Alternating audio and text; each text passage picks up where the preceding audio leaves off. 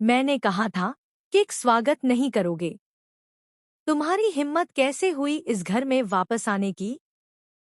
क्या तुम्हें पता है कि जिस घर में मेरी नातिन को वारिस बनने का हक तक नहीं मिला, वहां रहने का क्या फायदा है? सोचती भी नहीं और अचानक से यहाँ आ गए। लेकिन आज मैं आई हूँ इस किस्से को हमेशा के लिए खत्म करने। और यह खत्म होगा चंद्रकांत और उर्मिला के तलाक के साथ। हाँ, आपने सही सुना।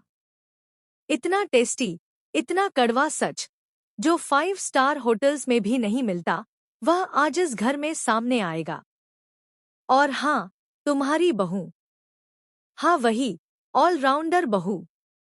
ऐसी बहू तो ढूंढने से भी नहीं मिलती। कितनी समझदार, कितनी मेहनती और कितना प्यार देने वाली। लेकिन उसका क्या फायदा जब लोग उसकी काबिलियत को नकारते हैं? अब देखिए, अनिका की नानी वापस आ गई है।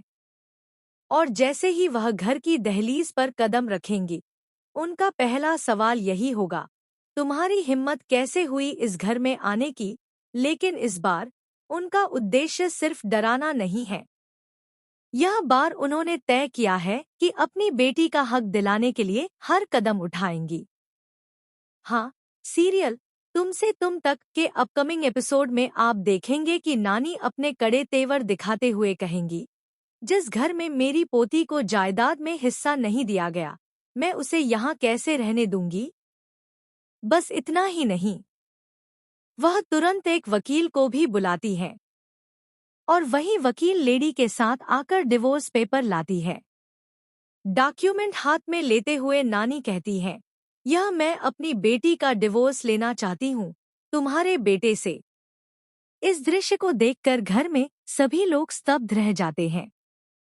दादी खुद हैरान होकर सोचती हैं, अनिका की नानी अब यह क्या बोल रही हैं? और वहीं दूसरी तरफ खाना बनाने वाली सरू की मेहनत और प्यार भी दिखता है। सरू घर में अपने हाथों से खाना बनाती है, और वह भी तब जब तारा के दोस्त उनके घर आए हैं। उसका हर व्यंजन इतना स्वादिष्ट, इतना प्यार भरा होता है कि तारा के दोस्त उसे देखकर फूले नहीं समाते। वे सरू की तारीफ करते हैं, इतना स्वादिष्ट खाना, इतना प्यार। ऐसी बहू तो हजारों में एक मिलती है। तारा भी प्रभावित होती है और सरू से कहती है, तुम्हें यह गर्व महसूस होना चाहिए कि तुम्हें ऐसी बहू मिली है। सच में इस घर की खुशकिस्मत वही है। और फिर घर में सब सोचते हैं कि अगला ट्विस्ट क्या होगा। नानी